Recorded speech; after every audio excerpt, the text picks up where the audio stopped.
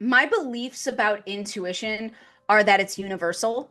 Everyone has it, and everyone's will sound different. Everyone's is unique to them, and you're born with it. And the thing that happens is that self doubt erodes it and makes it quiet and small. And self doubt doesn't actually come from self, it comes from external, and then we internalize it.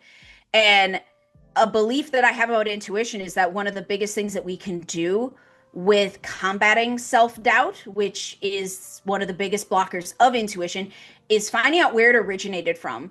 Who was the first person to tell you that you weren't good enough? Who was the first person to invalidate you because you saw things differently?